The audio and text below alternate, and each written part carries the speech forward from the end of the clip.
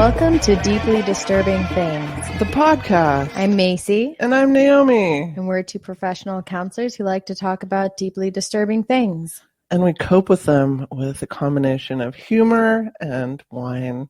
Welcome to the Vortex. Dive in. How's it going? Well, poor Lusa, who we are supposed to keep downstairs because she's really old and a fall risk, crawled her way up here. And so if you hear snoring, that's her over there. Oh. Or maybe it's just heavy breathing because she's so out of breath. Poor thing. She hasn't been feeling good the last few days. She's sick? Yeah, I'm kind of worried about her. She hasn't been really eating as much as usual, and she just looks kind of lackluster. She looks sad. Yeah, she just not wagging her tail when I came in. Yeah, it's like she's lost the glow in her eyes a little bit. Why can't Tammy do that?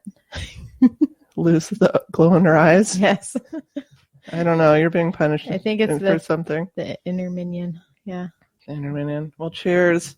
I'm happy to see Cheers, you. It's very foggy and mysterious outside. Very spooky. It's like Jack the Ripper weather. Were you scared to, what's interesting was that was almost my topic today. Wouldn't that have been cuckoo? Yes. But I chose not to.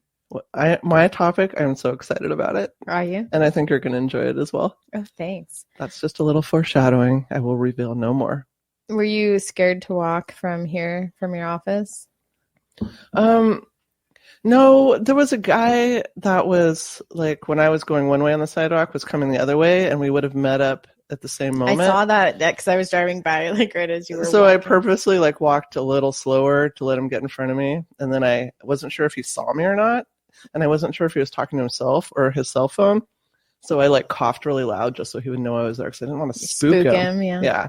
And he didn't pay any attention to me and just kept marching on, talking on his phone. So I just walked like 10 feet behind him. Not so close that he'd be like, why are you following me? Or I was tailing you, so if anything would have happened, I could have jumped out and done something like hero-like. Some kung fu. I don't know how to do that. I probably would have thrown my purse at him. It has my laptop in it. It's pretty heavy. Oh, that could have done some damage. Yeah, absolutely.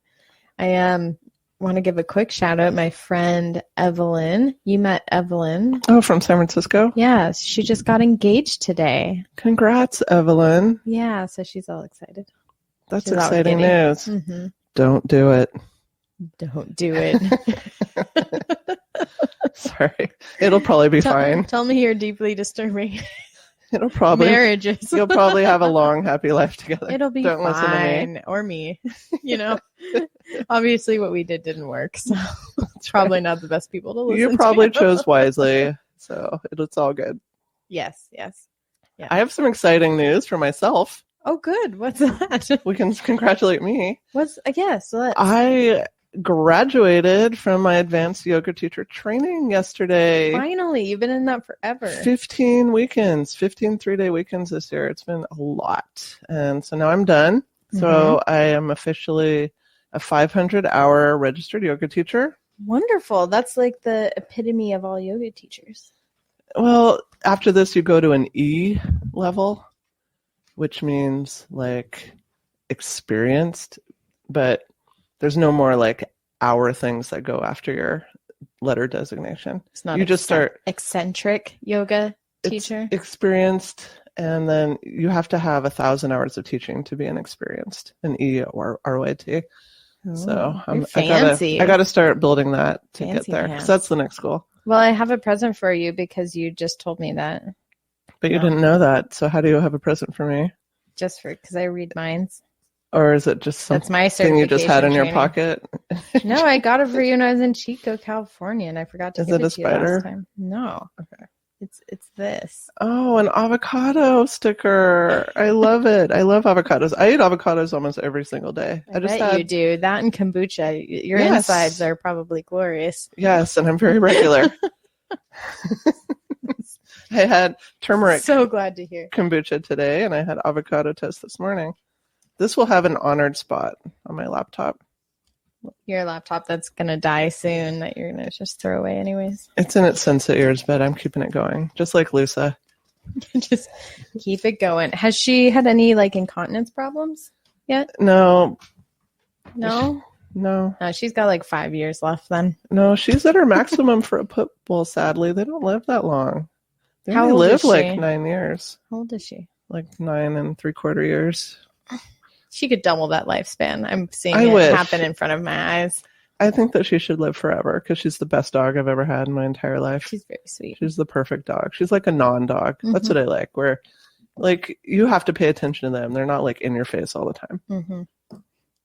I brought a pen and paper this time so we can write down podcast name ideas as we're doing the podcast this time instead of frantically afterwards trying to remember anything we talked about. When we're drunk.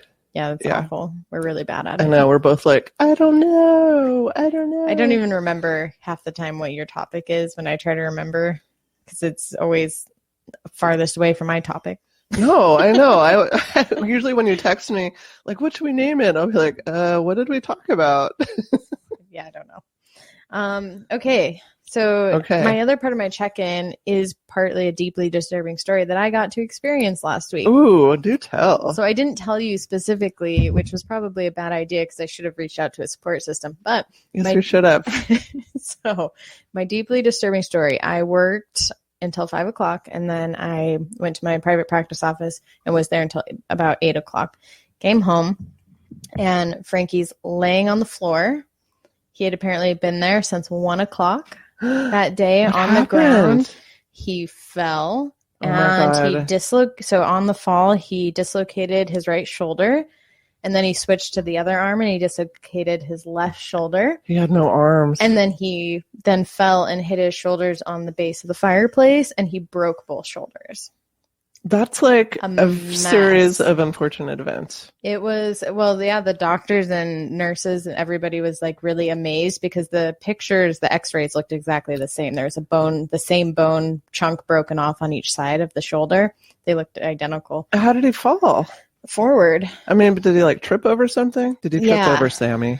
He said it was one of the pets. He said he was like reaching down to get something from the cat and then tripped and fell. Yeah, I don't know. Every time. Yeah. So then he tries to convince me to not call an ambulance, that we can get him up on my lonesome. Are you kidding me? Tried for an hour and so I had texted my dad and he's like, I can come up there. And I did. I downplayed it initially because I knew he would just come and help and he really didn't want help right away, which, is his pain if he wants to sit there in it. Macie, you should have called me. I'm really strong. No, you're not. I have a lot of leg strength. Oh, that's true. But, I had to save it for this topic, so I couldn't talk about it. Or ask me for help. Okay, I think the podcast is getting a little out of control. I can't ask for help. I have to save it for the podcast.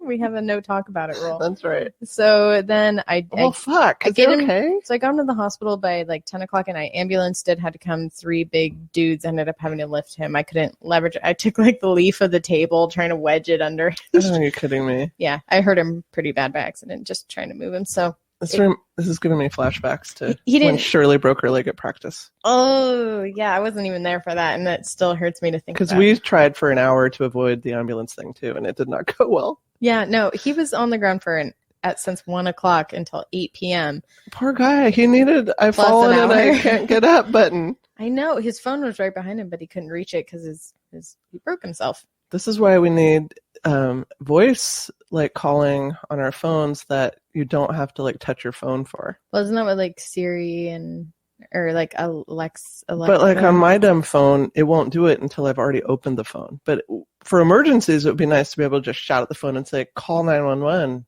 Mm-hmm. Open the phone. Hey, Google, do it. You're going to unlock my phone, probably. Hey, Google. Call emergency services. Yeah, so they took him in there, and then from 10 p.m. until 4 a.m., they sat and tried to shove his shoulders back into the sockets, and it was horrible. I sat and watched it. I thought they were broken. They were. You did that with broken ones? So they were trying to get them back into the shoulder. That way, by the time, so they could basically wait until the next day to do surgery. That seems extremely painful. It was in hours. He was on this conscious sedative. So conscious sedation. That's what. So he like when they weren't yanking on him, he'd be like asleep, and they had to have like a breathing thing on him just in case, because it can be dangerous. Apparently, you can die on it. And then they'd start yanking and pushing, and it was these 4 big dudes that would tie. They tied a what's it called? Sheets, tied sheets around their waist and then around his shoulders, and they were yanking from both sides trying to get him back in there. So it was pretty. Get him back in there. Get him back in there. Is that the medical term? Yes, and it didn't work. So that whole time, hours and hours, he had to go under twice for them to try it, and it didn't work. And so at 4 a.m., they put him into surgery, emergency surgery. So then I went home, got like 3 hours of sleep, and then had to go get him. Yeah. So now did the surgery like work? Are his shoulders back where they're supposed to be? He's in a double sling, so he can just kind of move the front of his God. hands like a T-Rex kind of. Do you have he to leans forward. Take care of all his needs? Almost all his needs. This is real bonding for you. Yes. Do you So have he's to drinking out of help him with toiletry? Cans with straws. He can do some of his toilet stuff on his own. He's on some painkillers right now, though, so that's helping with one front, the back. These are the kind of things that can like make a relationship grow stronger or completely blow it up. So I hope you guys can navigate these waters together. Yeah, it's been interesting. Doing my best. I was busy before all this. Now I'm also a caretaker. So. Is Frankie listening right now? No, probably not. Oh. He can't. Does he listen to our podcast? He can't get onto the computer. Oh my God, T-Rex arms. He needs a reaching stick. He's gone where he can like put the phone on speaker. So if I call, he'll put the phone on speaker and then. He needs a chopstick in his mouth so that he can do the keyboard stuff. Yeah, that's probably dangerous. I don't know. I could see that going really wrong. He fell down once. He could fall down again. Is he going to listen later? Like if I say, get well soon, Frankie, is he going to hear that? No. Okay. No. Then I won't bother? Not at all. Yeah, so that's been my sense. So I had to take Thursday, Friday off work.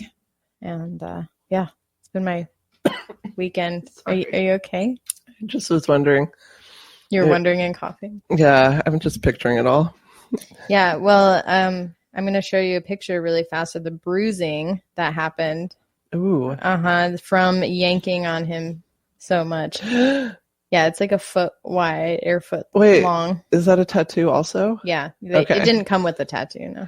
Well, I was like, is that part of the bruising? It's so intricate. Yeah. It's so like floral, perhaps. I think there's wings in it. It's actually a pretty color of deep cranberry. Yeah, it's now like a darker purple. I thought something was wrong. I thought like his circulation was cutting off because It's a seasonal jewel tone. Excuse me? Well, you've been through some shit. Yeah, it was really traumatizing to sit there because even though he doesn't remember, I remember. I was sitting in the chair as he's unconscious, and then they start yanking and he starts yelling. And he goes, make it stop, please stop. Oh and I'm like, oh my gosh, this is horrible. And hours of it. And then he's like, are we done yet? And they're like, nope, we're going again. He's like, oh, you didn't do it yet? Like, he's so out of it. Poor guy. It was awful. Ugh. So all that was for nothing, though? For nothing, no. And then they had to do the surgery anyways. Yeah. So if they would have got it in, they wouldn't have had to do the surgery? Is that why they're trying so hard? They still would have. And what's the point of all that torture? And they kept saying that it was probably the broken bones that were in the way. Which, could you imagine, like, shoving in a shoulder with a broken bone in the way? Oh, my God. Yeah. It's horrible. So now there's, they put in metal plates in his shoulders to now hold those bones in place. Some titanium? Yeah. I have titanium in my arm. Oh, from your rollerblading accident. Yes, the one and only time I rollerbladed. Yeah, so I have titanium. Mm-hmm, mm-hmm. And they didn't rebuild my arms correctly, so my arms look totally different. Have you ever noticed that? No, because you've never held up your arms to me like that before. Look how this one's totally crooked. It goes like in an S shape. Yeah, it does. It goes, it's very curved. Yeah. Interesting. I know. They built you wrong. They did. I'm not stronger, faster. No. Like Steve Austin. I just have more titanium and achiness when the weather gets cold. And it's destroyed my tennis and bowling game. That's what they kept saying. Like, he's a big, strong guy. He shouldn't just have his bones breaking when he falls. Yeah. Does he have brittle bone disease, perhaps? I don't know. Maybe. If not before, now he does. Like unbreakable? Maybe. Should have him watch that to cheer him up. I'm sure that'll help. He really enjoyed the T-Rex joke when I first said it. So, yeah. He's Do you not have to feed him. He sometimes, sort of, yeah. Like if he can't move it, like something directly into his mouth. Oh, so when you got home, did he immediately start going, Macie, I've fallen and I can't get up? No, I did that though. Oh, one thing that came out of this whole thing was that I found out that ever since I was little, when my dad would get hurt, I would laugh when he would get hurt. It was like this nervous, and I would laugh, and I did that with him when I got home. When I like realized how serious it was, like my brain doesn't register that well. So until I got to the hospital, I was like laughing. Did he understand that it was nervous laughter? I had to I explained it to him. And like, that you weren't laughing at his situation? Yeah, it's like, I'm so sorry. I do not find this funny. I just, like, I can't. I don't know how to cope otherwise. I know. Like, I'm like, I don't think my brain realized how serious this is. But once shit got real, I was not laughing anymore. But yeah, initially I was. Initially, you got to burn off that nervous energy. Mm-hmm. I've been laughing my ass off in my new position at work. Lots of nervous energy, huh? Like, this is hilarious. Yeah, that's fun stuff. Yeah. So that's my check-in. That's all I got. That's a good check-in. Yeah. So did we clarify you are wiping his butt or not? Opiates. So no. What does that mean? That means they constipate you. So so he just hasn't pooped. Yeah. And when he does, I'll make him take a shower. So he's taking itchy bitchy pills, as they call them. Excuse me? Like hydrocodone, that kind of thing? Oh, yeah. Yeah. Yeah, for the pain. Yeah, they make people itchy and bitchy and, constipated. Itchy bitchy pills. Yeah, I don't do well on them. I mean, I have to be really, really in a lot of pain for it to not disturb me. You know, oh, you just jotted down something. That's going to distract the fuck out of me. Don't look at it. Well, now I'm going to be like, okay, I said something I thought was good, but she didn't write it down. What does that mean? It means it wasn't funny enough. Yeah, I'm being judged right now. Good enough to be a name. Damn it. I always want to be good enough. Too bad. Story of my life. This isn't counseling. You're not paying me right now. No, but everybody I know is in counseling and they're loving it. And I just feel like I'm missing out. Me too. I want to be in counseling too. I just don't think anybody can handle my story. Yeah. Mm-hmm. I don't think there's enough hours in my insurance plan to cover that. Your EAP service, your 6 sessions. Yeah, I don't think that's going to cut it at all. No, you'll be like, well, I feel like I can trust you now, and then they'll discharge you. Yeah, they'll be like, well, and that was our last session. Use your time better. Well, did you have any other check-in? I don't think so. I've just been busy with yoga teacher training all weekend, and I'm done now. Oh, we could talk about leisure pants a little bit. Okay. Your leisure pants I ordered, you never arrived. What happened to my leisure pants? I don't know. I'm going to have to check in. I did order it from maybe not a real website. I'm not sure now that I'm thinking about it. Why didn't you just order it off Amazon? They didn't have what I was looking for. I searched far and wide for the perfect leisure pants for you, Macie. Who's wearing my leisure pants? I don't know. I'm hoping nobody stole them off my porch. But I had this vision that we'd both wear our leisure pants during the podcast and take photos after. Did it say they were delivered? No, I've heard nothing. So we're probably going to get it. This is like the wrapping paper I ordered for my dad online without checking Amazon Prime. And then it came 6 months later. Very helpful for Christmas. You need your leisure pants. I have mine. But now that I'm done with this yoga teacher training, now I can start accessing the pleasure of the leisure pant. And pantalones. So the rules are, when you are in the leisure pants, you only do what you want to do, not what you have to do. That's the magic of the pants. So you put them dangerous. On. You put them on, and then you can have a moment of reflection and think, what do I want to do? I think the answer most of the times will be nothing. Perfect. And that's what you do. Uh-huh. I'm really looking forward to filling my free time, my newly found free time, with things that I want to do. So speaking of things that I don't want to do, part of what happened this week made me realize that when emergency people come in your house, because the house was destroyed from him trying to grab things and me trying God. Like everything's just messy. And then I had this huge panic of like, I could die any day. And then everyone's going to come into my dirty, messy house. And Sam's probably going to poop on the carpet. And then like, they're going to judge me for that. So I spent all day Saturday cleaning my bedroom. I live in that state, Macie. I live in that state constantly. Yeah. I think I mentioned that like a while ago. Yeah, I was like prepping for if I die that like nobody's going to have to sort through a bunch of useless shit and find secrets. Like I got rid of them all. There's no secrets in this house. It's secret free. That's good. And basement's cleaned and everything. It's all good. All good under the I've hood. been on death's doorstep and crawled around and cleaned my house before when I've had pneumonia, just for that reason, and put on cute pajamas and brushed my hair. Leisure pants and applied lipstick.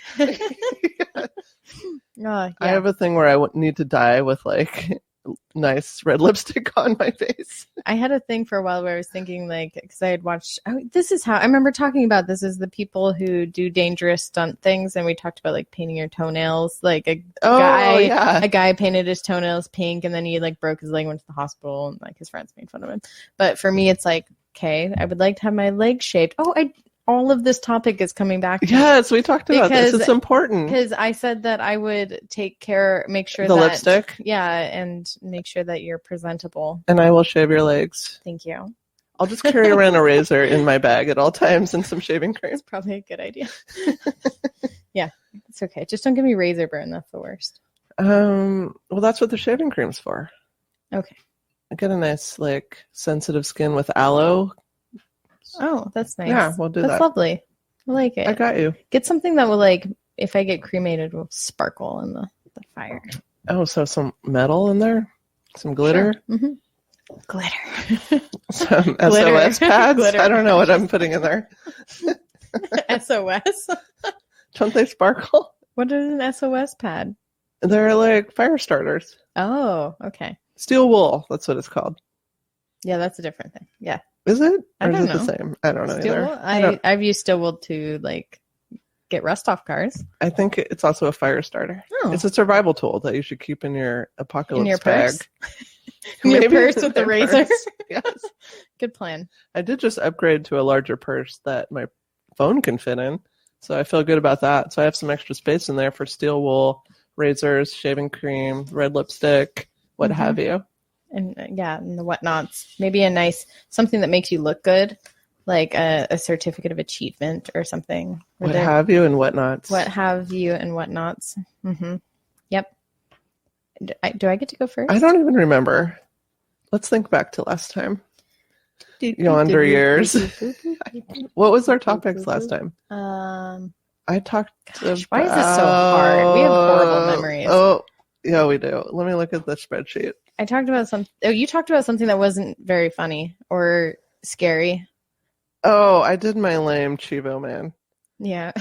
And you did blood diamonds. That's right. Yeah. Were you first, do you think? No, I was second. Really? Yeah. That means I get to go first? All right. I have a good topic this I was time. second, which means I get to go first. I don't know how that math worked out in your brain. All right. Back off. Go for it. I'm ready. Okay. Entertain me with your tales of disturbing things. My tales of Scientology. Dun, dun, dun. You haven't done this. That's my topic. No way. Did it happen? It happened. No way. That's my topic. Look at my laptop. No way. Oh. Oh my God. What? It finally happened. 37 episodes 37 episodes, and we finally had the same topic. So you looked at me and I got scared. I'm like, oh crap, have we done this one before? And I didn't remember. This is awesome. Because we can have a real convo. Yay. Cool, let's have a conversation about Let's have a convo. Okay, you start.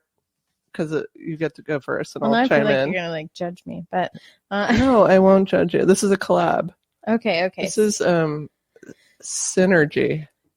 Ooh, my first reference to Scientology that I ever remember was because I'm pretty certain that my grandma and great grandma were Scientologists, and that they refused to take my dad to a doctor when he was a kid. Maybe not all the time, but like for some things. So that's how I first heard about. So you have Scientology. People in your family that are Scientologists? At least I had heard so. Is your dad online? Is he fact checking you? That's what I'm looking at. Oh, he said wrong. So I think. How's that even possible? Are you thinking of Christian Scientists who don't believe in doctors? Oh, is that it? Ask your dad. I don't know. He'll respond shortly. Yeah. So anyways. Tell us Papa's dead. My memories are wrong, but that's okay. But it has the word "scion" in both, so they're easily mistakable. It's probably way off anyway. So Scientology describes itself as a religion founded in the 1950s by Ron Hubbard. Oh, Ron Hubbard, yes. Yeah, and I know most about Ron Hubbard from South Park, so it's probably helpful. And really at the core is a belief that each human has a reactive mind that responds to life's traumas, clouding the analytical mind and keeping us from experiencing reality. Members of the religion submit to a process called auditing to find the sources of this trauma, reliving those experiences in an attempt to neutralize them and reassert the primacy of the analytical mind, working towards a spiritual state called clear. Clear, yes. Mm-hmm. So can I chime in on the auditing thing more? Yes. Or do you have more on that? We're gonna go back and forth like normal conversation because conversation where we're consulting notes. Yes. Yeah. So the clear is when the unconscious mind is totally gone and one's totally alert and capable. And this auditing thing is fucking weird. So you hold on to these things that look like you're holding 2 tin cans, and you're hooked up to this E-meter, which is 1/3 of a lie detector, and it measures the mass of your thoughts. What does that even mean? 1/3 of a lie detector? Is that just like it's cut in a third? Like, what does that even mean? So here's what I think it is. Okay. Is that as you process your like guilt and shame. Yeah, your traumas and past. Well, and it's not just traumas. It's like, oh, I cheated on my wife. It's like a confessional. Yes, it's a confessional. Yeah. I think over time, you become clear when you stop registering on the E-meter because you stop having emotional responses to it. So I think it's like exposure therapy in a way. Well, yeah, I was actually reading it and I was like, so that I'm hearing a little bit of exposure, a little bit of Freud, maybe combined. Yeah. But it's expensive. You have to pay for your own auditing session, which is a couple $100. You have to pay for a counseling session, which can be a couple $100. But this is forceful and abusive. So it can be exposure therapy. I enjoy it a lot. Oh my God, you're like torturous. Favorite. It's good and it helps people. Mm-hmm. Sink or swim, baby. So the E-meter thing, though. We'll post a picture of it because it's fucking stupid looking. Wait, I think we have to back this whole conversation up and say... Please do. That even by saying anything against the Church of Scientology, we are actually at personal risk of being attacked by the church. So they've done that before. People that have spoken out, they've publicly tore them down.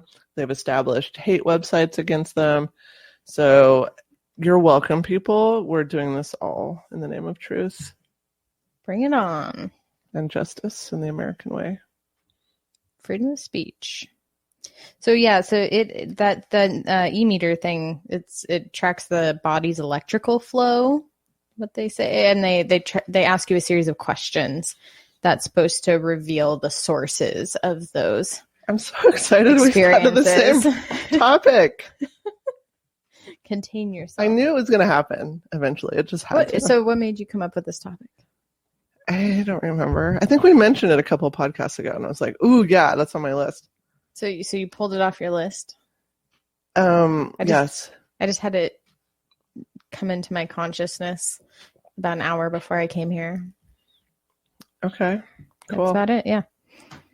So, okay, yeah. So the auditor asks a bunch of questions that's supposed to locate spiritual distress within their bodies and finding out things to help improve their condition, says the Church of Scientology website, which is a very fancy website, by the way. Oh my God, I know. I went there today and I'm like, this is legit. And it totally wanted to rope me in instantly. I went there and there's like, Did you join? Talk to this person, and it starts like, and I wanted to click things. It was very colorful and inviting. Has a feeling of money. Oh, yes. They definitely have money. It's that allure of money. Mm-hmm. Like, you want to be a part of this. It's almost like a really good timeshare presentation. It's like a pyramid scheme wrapped in a religion. Scientology.org, if you want to look it up, peeps. Mm-hmm. Mm-hmm. So the church goes on to say, quote, science is something one does, not something one believes in. So, which is a shift from, maybe some Christian perspectives on, well, I don't know. That seems common sense to me, but that's fine. Are you going to talk about the Thetans? Oh, yeah. Go for it. Are we going for that next? Go for it. Okay. Unless I have a you had different something order before. of stuff, so I'm just like trying to shift around and match up. What's your order? What's next? I started with the disturbances. Yeah, you can go there. So the disturbing thing about this is the church, quote unquote, of Scientology splits up families.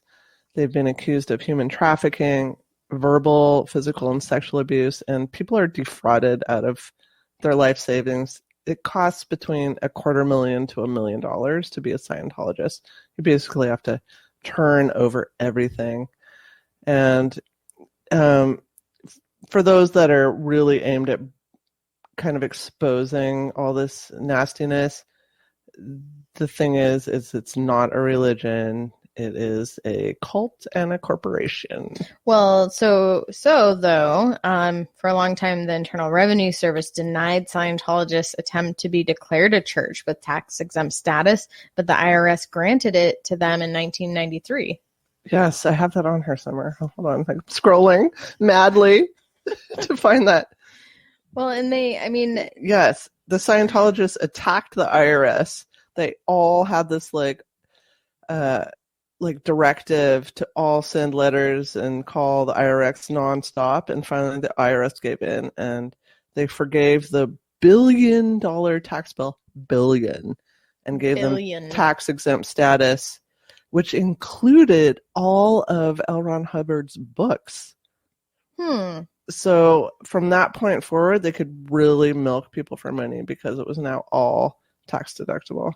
Well, and he published a series of books which he described as a new approach to mental health, which actually got a big pushback from the medical community over the religion's claims about mental health and about e-meters, and really trying to say that it works, I guess, is why people have a problem with it, because they said that it doesn't. It doesn't work. It doesn't. Well, what is it even? What are we measuring? It doesn't work. Maybe the mass of thoughts? Maybe it does work, and maybe I think it does something, but it probably doesn't do what they think it does or what they're saying it does. Or maybe, yeah. If it's 1/3 of a lie detector, it's probably just measuring some stress that you're exhibiting, like heart rate and shit. Yeah. It's the what's it called? Dianetics? Yeah. Dianetics. Mm-hmm. The Modern Science of Mental Health, which came out in 1950. Mm-hmm. Yep. Yeah. And there's been, he said it's a man named Bromley in that setting said it's part therapy, part religion, part UFO group. That's a secret. Shh.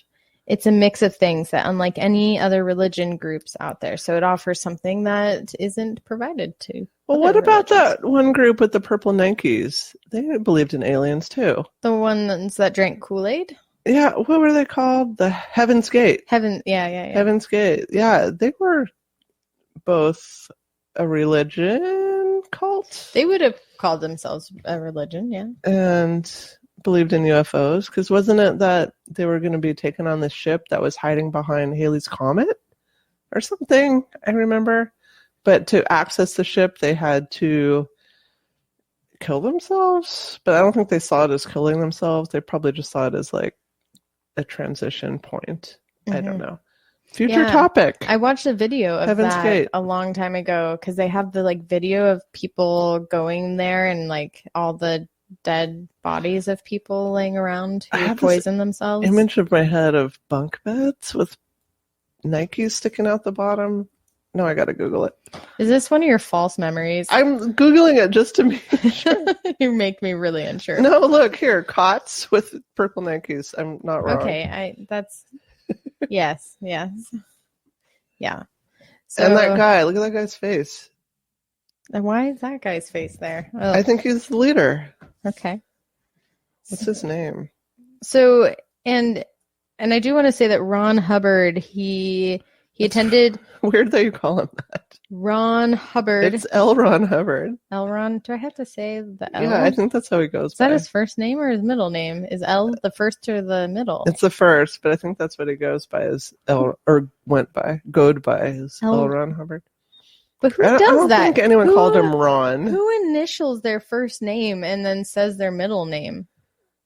Maybe his first name, the L, is something really dorky and he was embarrassed. What does that stand for? I don't know. Like, what's the dorkiest L name you can think of? Larry.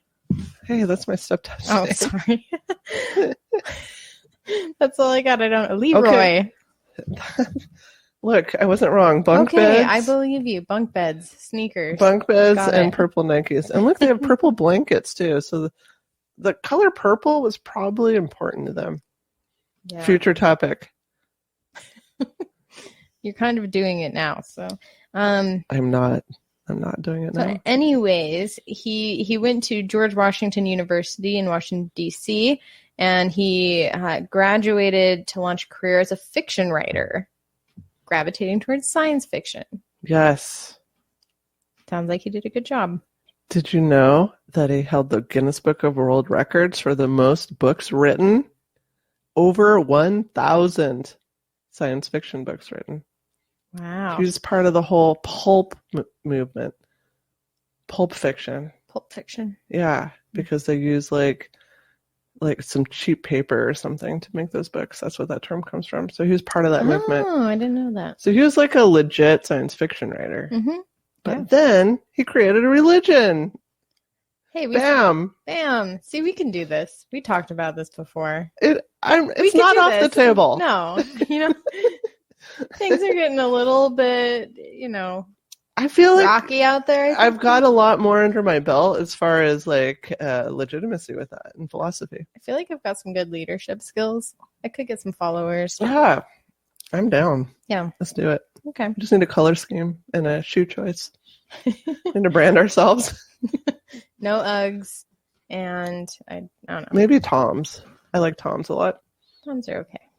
All right. So what do you got next? So about L. Ron Hubbard, if we're in there.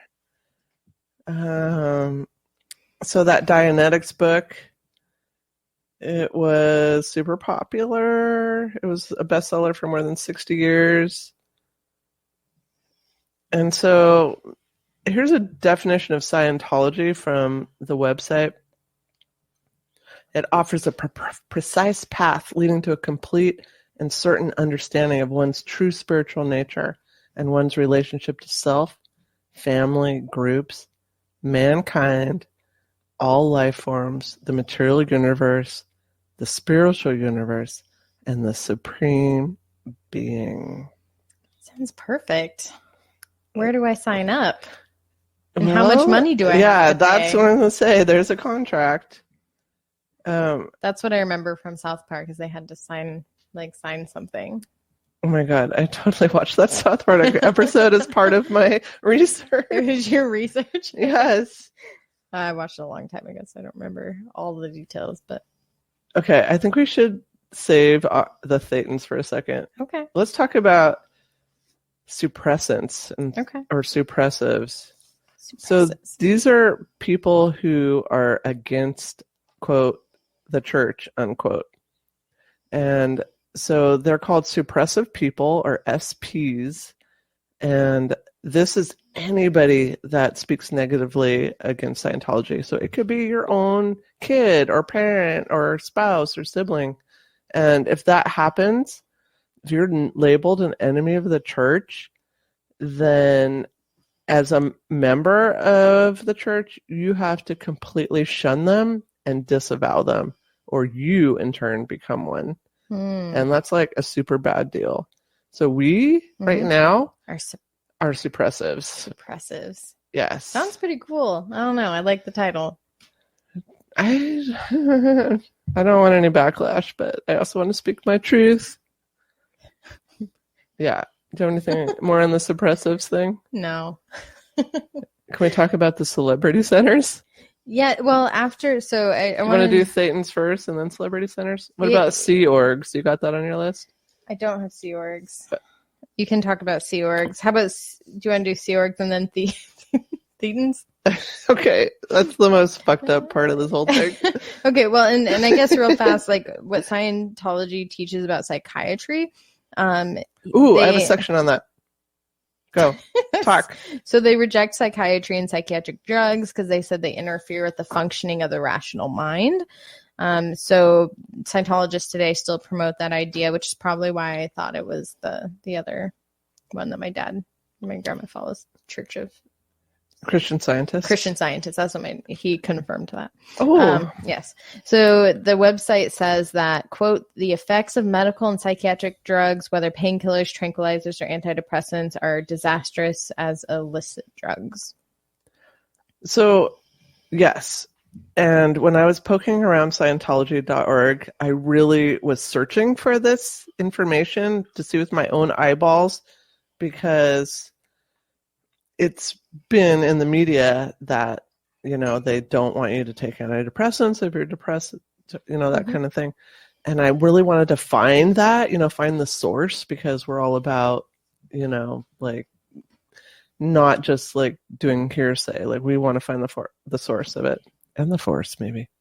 Mostly the force. So I found this section on the website all about drug abuse. And so they had all these pamphlets you could download, and they're all like super like well done graphically and flashy, and like these, like dramatic photos. All the people look so happy on all their pictures. Yeah, but these like, it shows like somebody like crumpling in an alley. Oh.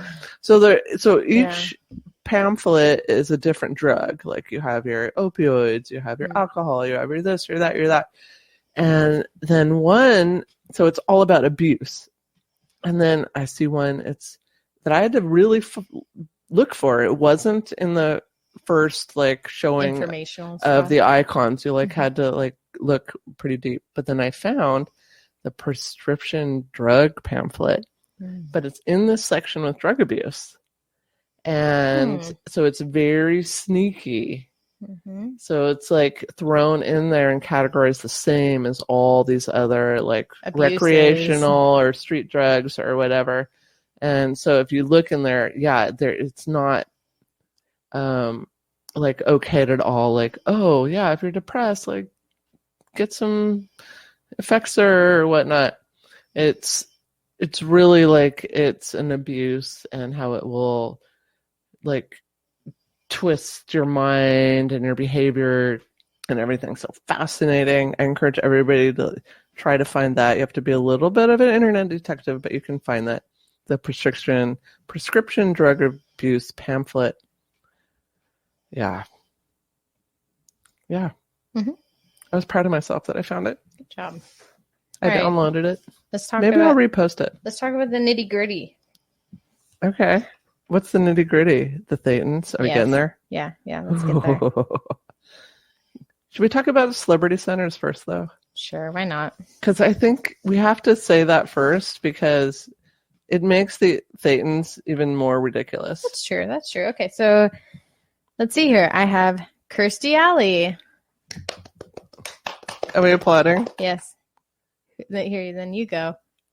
I was disappointed by this one. Beck. Really? Yeah, I was saddened by that because I used to be a major Beck fan and own several CDs from the 90s. Me too. I like Beck. That's really disappointing. I know. Let's see here.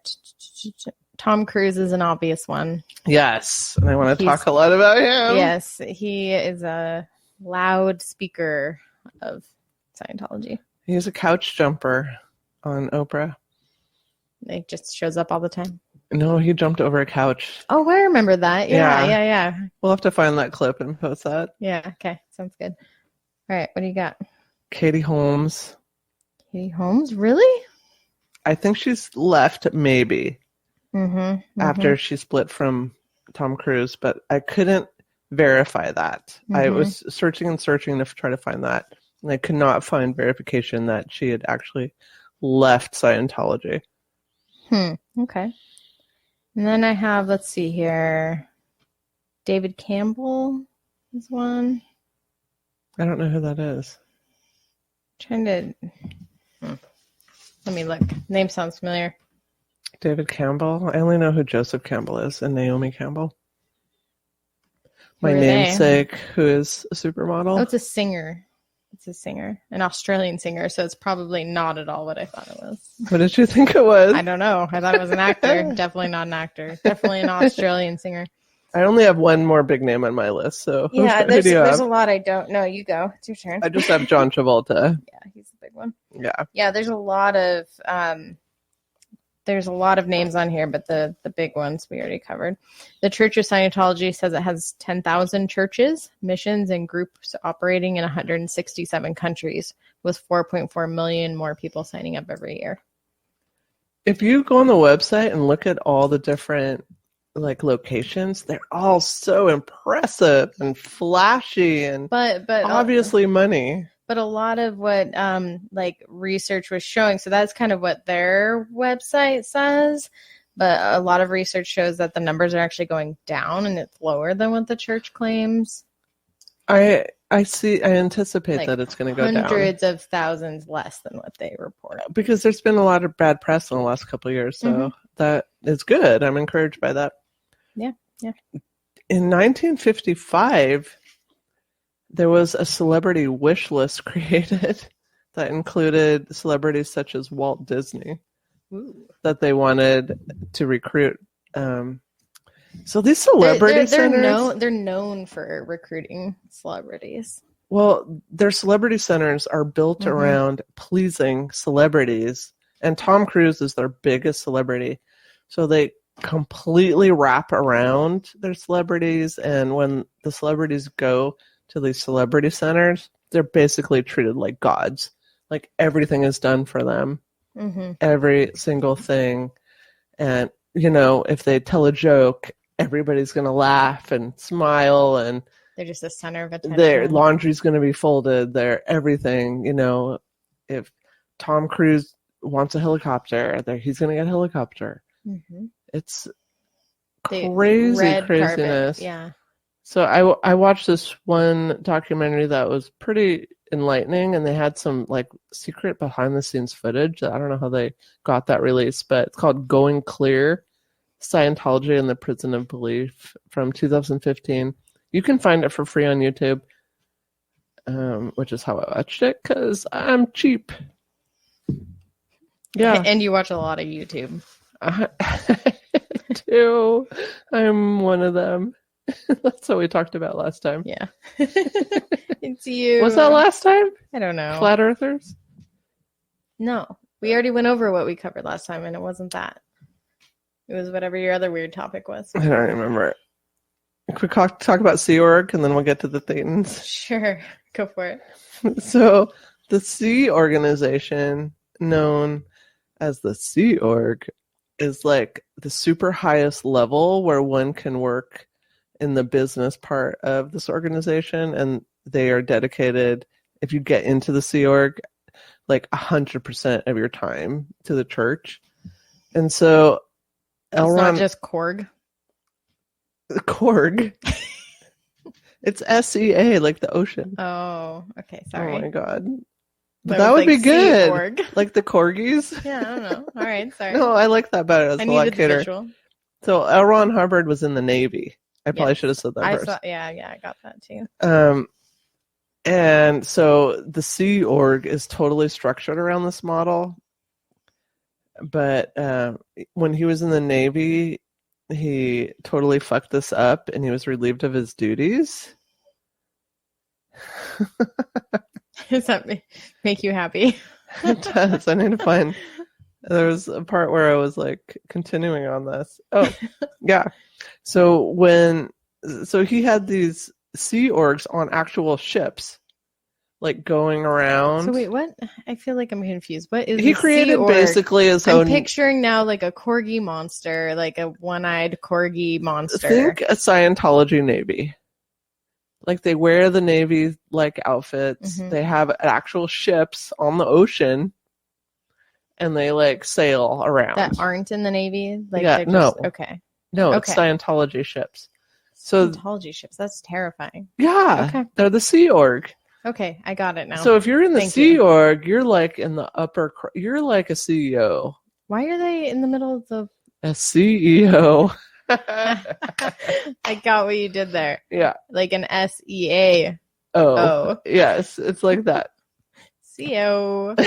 So they were like cruising around the Mediterranean, like going. I mean, I'm picturing like the Love Boat, like going to these exotic ports and like some like Gilligan's Island. Is like so great. And then so when the Mediterranean ports eventually would no longer let the Scientology ships dock there, they went to the U.S. and they docked in Florida. They snuck. It was a sneaky thing. They snuck.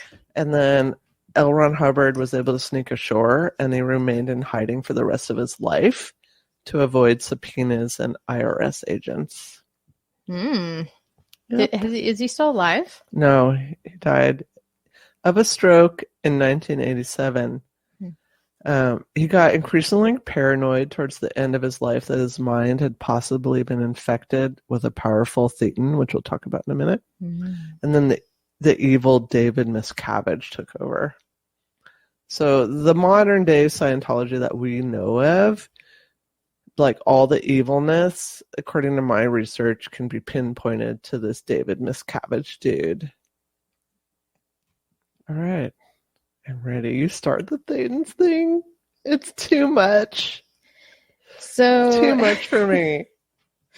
It's like, did you know about this before you researched? I didn't know about Thetans. I fucking didn't know. It's I didn't pretty know. outrageous. It is. Okay, all I knew. What did you know about Scientology before you researched? I told you a South Park episode. That's all I knew.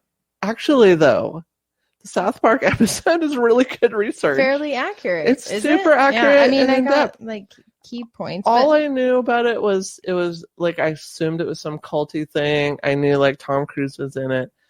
I didn't really know anything beyond that. So I learned a lot. Yeah, no, ditto. So basically the auditing that they do with the e-meters identifies that spiritual distress from a person's current life and from past lives as well. Scientologists believe each person is an immortal being, a force that believers call a Thetan. So there are these operating Thetan levels, or OTs, in Scientology. And these are spiritual states above clear, which we talked about. So clear is when you have removed all that unconscious mind bull crap that's like interfering.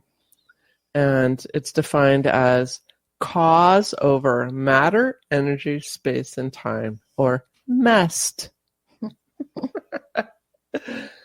So operating Thetan level, or OT level 8, is the very highest auditing level in Scientology that you can reach.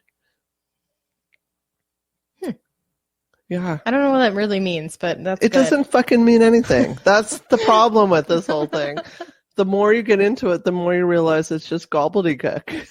Gobbledygook. You've spent your life savings for $250,000. Ooh, I got a note on the notepad. I'm trying to did good. I'm trying to figure out how to spell gobbledygook. That's really hard. I feel like I just got an add a girl and a bone tossed. How do you spell gobble? This is like timely for Thanksgiving. I know, like a turkey. How do you spell it? Gobble? L-E or E-L? L-E. L-E? Okay, so gobble D. D-I? Gobble. D-I, I would say. D. And then gook, which seems like G-O-O. a really terrible racial slur. G-O-O. And then I don't want to, I don't feel Okay. comfortable saying. Okay. You don't have to say But it. maybe it's okay when you say No. gobbledygook. I don't know. Wait, what does that mean now? Now I'm confused. I don't want to say it again. I've said too much. Oh, so Paul says it's gobble tea. Gobble tea. Okay, but Paul's not the best speller. Gobble. You keep talking. I'm going to do some research here. Okay, are we ready? Oh, it's a D-Y. That's what I said. Paul. No, you said D-I. You're both wrong. It's a D-Y. But I'm more right. G-O-O-K. How are you more right if you're both because wrong? the consonant matters more than the You're vowel. such a woman. Yes, I That's am. exactly what my dad would have said right there. I'm a moist, earthy woman. Gross with leisure pants. Do you know what gobbledygook means? No, what? It's Is it a racial slur? No, Good. it's language that is meaningless or is made unintelligible by excessive use of abstruse technical terms. Nonsense. Well, there's definitely a lot of overuse of technical, scientific jargon in this. Mm-hmm. Oh, so it came from a Texas congressman, Maury Maverick, who coined the word in 1944 to describe the frustrating jargon used by policymakers in Washington. It reminded him of the sounds of turkeys gobbling. Fuck yeah, I love that. So timely. This is so great. timely. It's, I wish I could coin a term. Hashtag goals. Gobbledygook. You did say itchy bitchy pills earlier. I didn't make that up though. No. Damn it. I'll keep trying. You tried. Yeah. Okay. Sorry. Go on. I had to.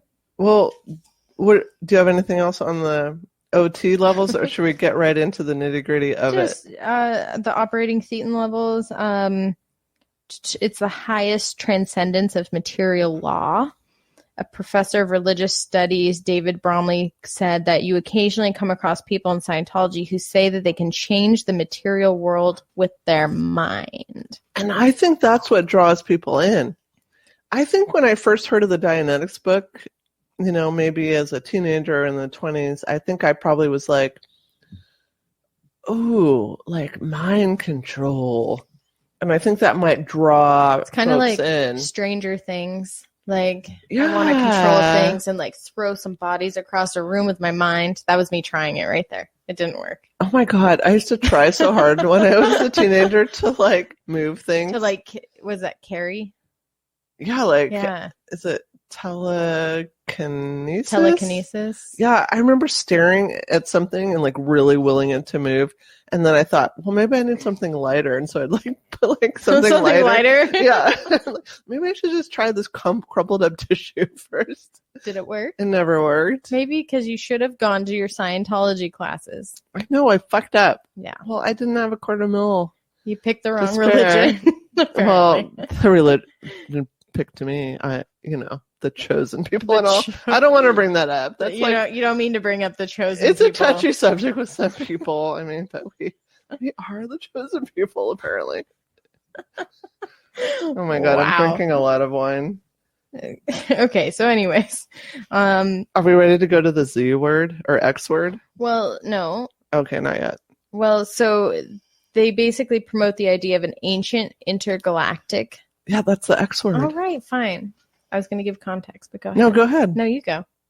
Okay, so this is the tough part.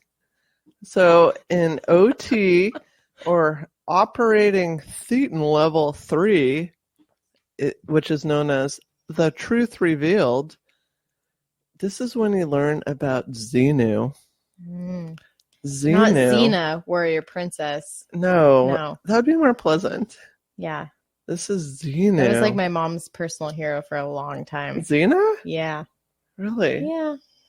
And isn't there like a beer that's tastes warm and salty called like Zima? I don't know what you're talking Zima, I think. eczema? No, not like eczema. The skin That's crema? a skin The rash. skin crema? What? Skin cream. Eczema, the skin crema? No. That's hot and salty that you drink? I think No. eczema, the salty malt liquor drink? I don't know.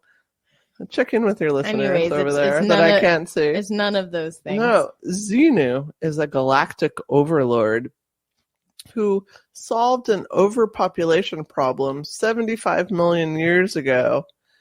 And interestingly, the world 75 million years ago was exactly like the world of the 1950s when L. Ron Hubbard wrote his science fiction books. Isn't that weird? Wait, I know this one. This is Avengers Endgame. Oh my god, I was so confused during Endgame. I have to watch that again. I remember saying, I need to watch this again because I'm confused. There's a lot of things happening at once. I always get confused when there's like more than one of the character happening at once on the screen. Oh. And I love how they like really try to clarify it for you by giving them a totally drastically different outfit. They're like, we can't like make this more simple for you, audience. Like, current day wears white.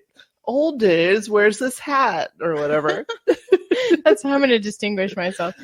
I'm modern me because I'm wearing this hat. Current day Macie wears this hat. Past Macie wears this outfit. Exactly. It's also called, anyway, so never mind. Oh, goodness. Oh my what were god. you saying? About Xenu, Oh, yeah. the galactic overlord. Yeah.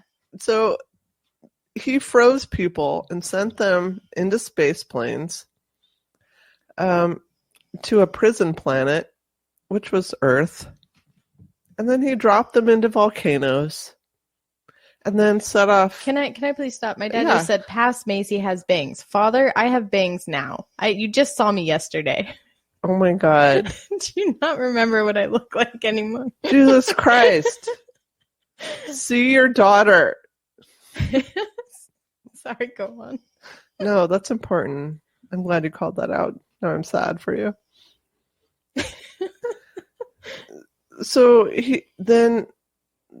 these people that were dropped into these volcanoes out of space planes had hydrogen bombs set off. Had what bombs? Hydrogen bombs. Okay, thank you. Which was like the Bad News Bears of that time, you know. Bad News Bears, that's a great movie.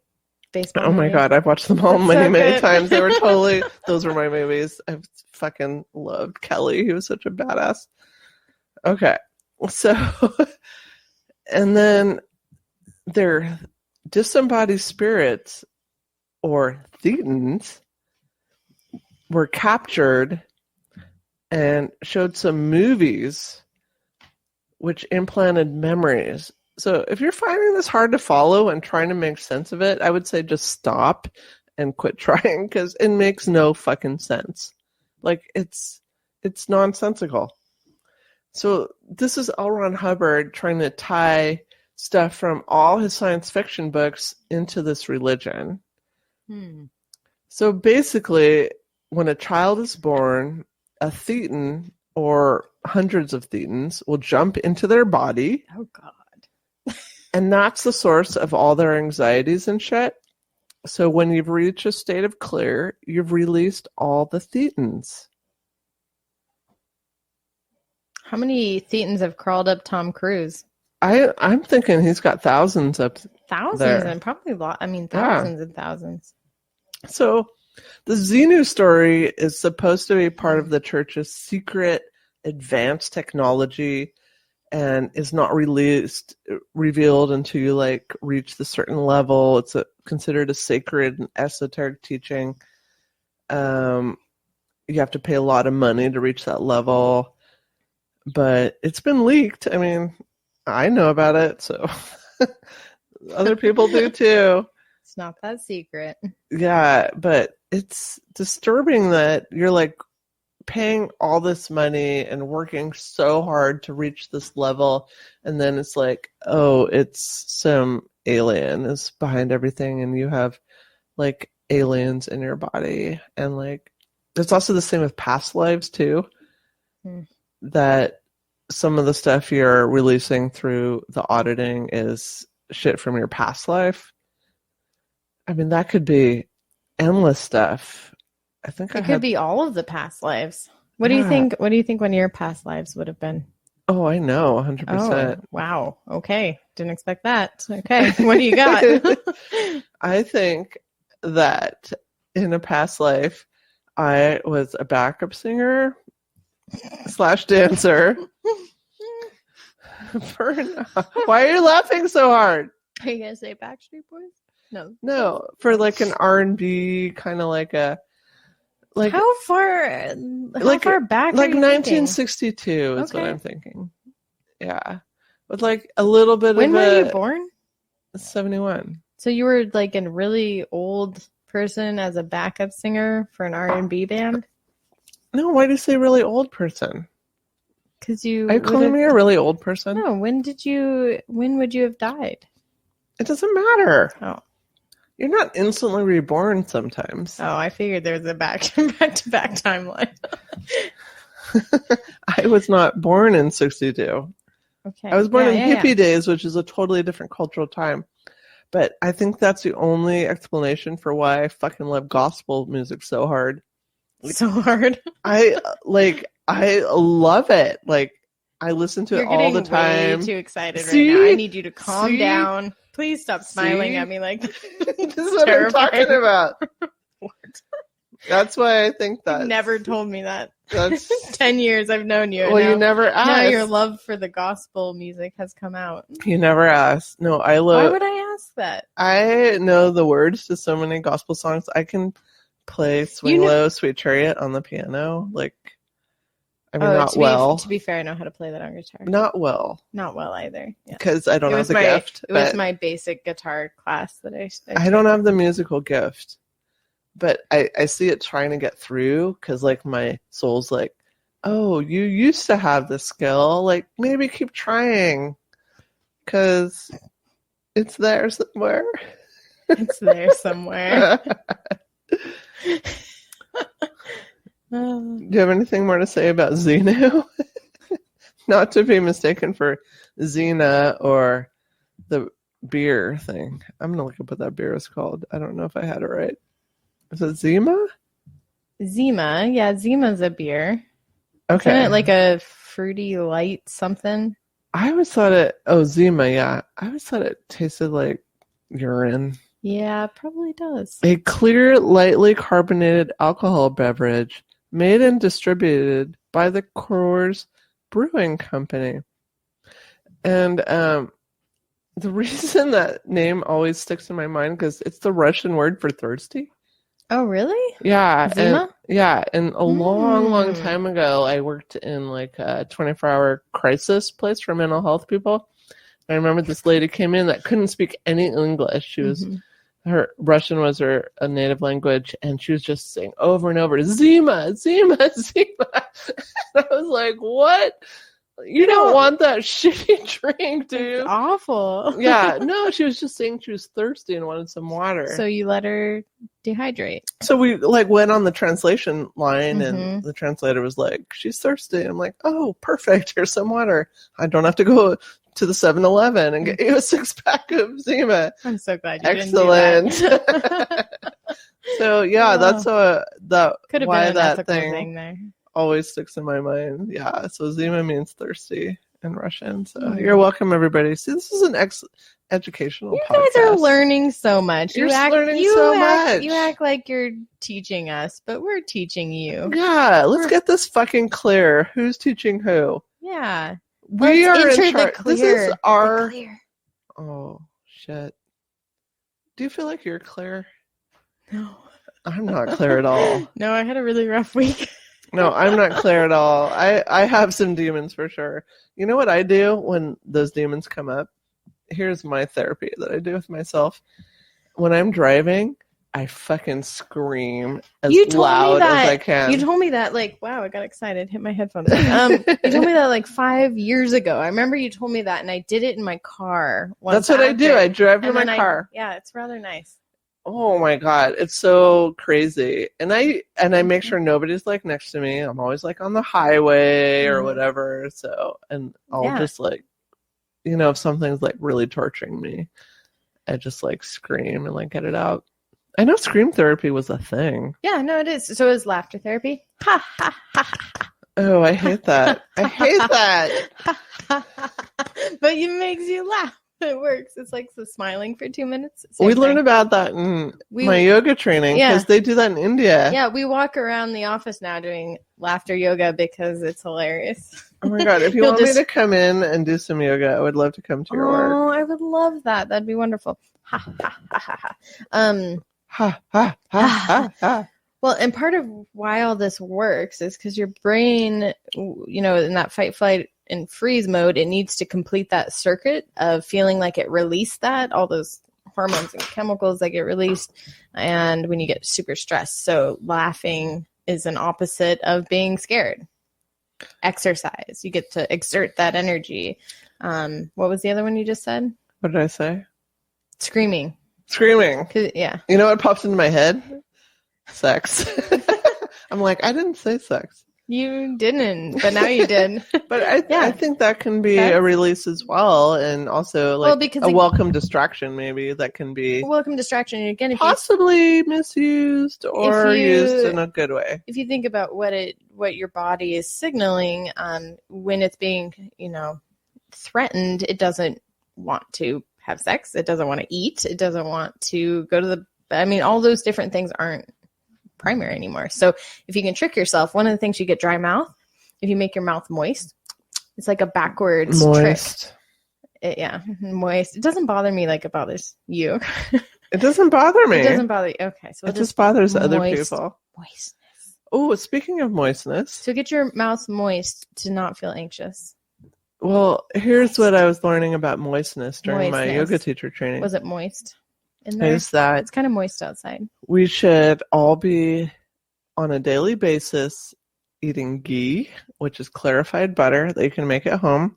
Clarified? Yeah. Like, excuse me, are you butter? Like, oh, wait. No, it's clarified butter. I don't believe this is butter. That's I can't the believe it's opposite butter. of clarified butter. That's unclarified butter. And then bone broth is also what I learned, that you need to stay moist, which is really important for women, especially when they get... It's not as important for men to stay moist? No, it's really... it's important for men as well, but especially for women when they get into the fall season of their life cycle. What's the fall season of their life cycle? It's like where I'm almost at, where you're past childbearing age and like... I didn't know there things start to dry out. Yeah, things start to dry out, so it's very important. Wow. So wait. Fall is lubricated. Fall is drying out like dead leaves. That's the correlation. Okay. Yeah, got it. And so you might like dry out in a lot of areas, and including skin. I'm not just talking about the vag, which I know everybody's mind went because you all have dirty minds like me. No, they're all trying to figure out how this has to do with Scientology, but it doesn't. We're on a tangent. Jesus Christ, people. How many people are even listening right now? Not enough. So not enough to care. So shut up, all of you. It's okay. It's just all of our people we care about in our lives. That's all. It's just like your dad and my boyfriend and your aunt. Yeah. Yeah. The core. I'm sorry I said shut up. They care. When I was growing up, we were not allowed to use that word. This is like a liberating moment for you. Well, I feel bad and I want to retract it. Like that was the ultimate bad thing in my home. Like if you told somebody to shut up.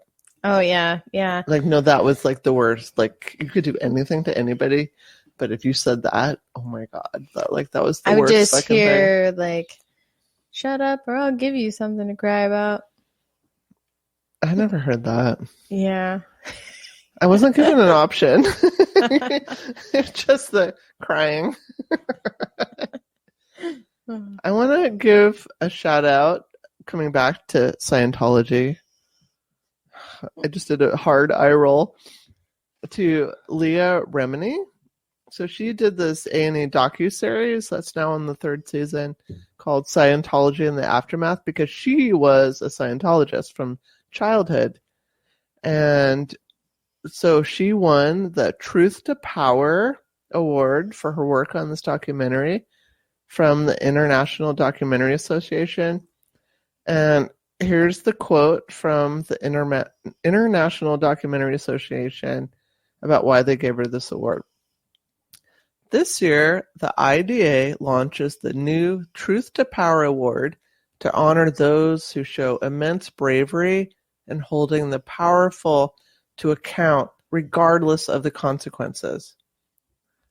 We are thrilled to honor Leah Remini, who, for the past 3 seasons in Leah Remini, Scientology and the Aftermath, stood strong in the face of untold backlash, harassment, and personal attacks as she exposed the truth behind Scientology. IDA honors Leah for unflinching bravery. So I only watched the first episode of this docuseries, but it's great. And she left Scientology and has been continually attacked ever since then. And her whole thing is to just show how people have suffered, and she's hoping that the exposure will bring it down. Is it it reminds me of a pyramid scheme is that those at top with the money do well and continue to make the image look very promising for recruitment of new people, but typically the new people who, sell their house to get the money to pay for that. Pay for Tom Cruise's laundry folding. Yeah, exactly. So all those different layers that come for the people at the bottom, they never see that payout. I think you're out to something there. It's just a big pyramid scheme. So right now, Tom Cruise is their top celebrity. If he left, it would be devastating. I think they'd be done. I think he's somehow responsible for holding this thing up. Mm-hmm. Well, and they're already declining in numbers. I think that probably has to do with access to information. It's much easier to find counter information. The very first thing that came up, though, was the Scientology website. I got to tell you, they did a really good job of making sure their Google search pulled them first. That website is pretty slick. And I've been to they got this. Money behind it, that's for sure. I haven't been inside it, but when I've been to LA. I saw that picture too. Yeah, that big Scientology. When I've been to LA, we building. went by this place in the LA location. It's just a giant, obnoxious blue, all blue building. Yeah, and they have their bicycle security that just continuously goes around it. And if you even try to infiltrate or do anything, they will come up and they have this mantra they speak that's super confrontational and obnoxious. Well, they say that to get to the point of basically enlightenment with everything is that you have to become someone who can do the readings, which is really expensive. Be the one that operates the emitter? Yeah, what's it called? The auditing? Yeah, so they said that basically getting to that point is a goal, but you have to get to this super high level to be able to do that. I just don't understand. If I'd put all this into it and then I'd achieved that that level 3, that operating Thetan level 3, and then they're oh, there's this Xenu intergalactic space thing. Would I peace out at that point, or would I feel dedicate more because so you're embarrassed? Committed? Yeah, what? I don't know. That's tricky. Well, then there's a lot of threat behind it. They do harass people, so. Yeah, and their family, and if you brought your whole family into it, if you're the one that says... Well, and if you're a celebrity, what's one of the biggest things you don't want to have happen? Bad publicity. Bad publicity, yeah, because they'll put anything out there. Leah Remini has been totally attacked as being, a pathological liar, and that she had all the shitty stuff go down in the thing, and... In the thing. In the church, yeah. So... as my closer on this topic, I mean, we can talk about it more because I think it's super disturbing, but so David Miscavige, the head of it, his wife hasn't been seen for 13 years. What? Shelley Miscavige. She hasn't been seen. And she was considered the high priestess of Scientology. And the rumor is that she's hidden in the mountains in a secret compound that has a doomsday bunker. But she hasn't been seen. So what do you think? There's theories there, or are there theories? Well, the theory is that she's been hidden away because maybe she wanted to leave her husband. I mean, some interviews that I saw thought maybe she'd been killed. Like some of her family members, like her dad and her daughter even, have come out and said, why would she not contact us for this amount of time? Yeah. Like she's been hidden away on purpose, maybe. Because David Miscavige has been accused of a lot of crazy physical abuse of people. Maybe he went too far. Did he kill her? Accidentally killed her. I don't know, but it's disturbing. How long did you say? 13 years. She hasn't been seen. That's usually when people start searching, like disappearances, murder, maybe. So people are just okay with that. I don't know why nobody's investigating this. It's bothersome. I watched a bunch of interviews like, where is Shelley Miscavige? But like, I couldn't find anything like beyond that where people were actually trying to figure this out. You know? Well, it's like a Where's Waldo as you start searching, and then you get taken out by some Scientologist that like I don't feel like they're that tough. Drags you away into the background. They're gonna ride a mountain bike up and like what? Give me a mantra? I'm not. Or maybe that scared. Like pay someone to like take care of you. That's how they phrase it. Take care of her. We are now SPs, so we have to be prepared for what happens because that we are choosing to be brave and speak our truth. Yeah. I'm not scared, but I'm a little bit like, what's going to happen next? Like wondering. Probably nothing, but you are one of the chosen people. So that's why I feel confident saying it around you. Oh, so you're going to use my Judaism to protect you? Using your clout. Like an amulet? We'll just throw the Star of David up. Like it's just going to protect us like holy water and garlic. Yes. All right, I'm down. Cool. Cool. Well, until next time, make sure you take your itchy bitchy pills. And watch out for those Thetans.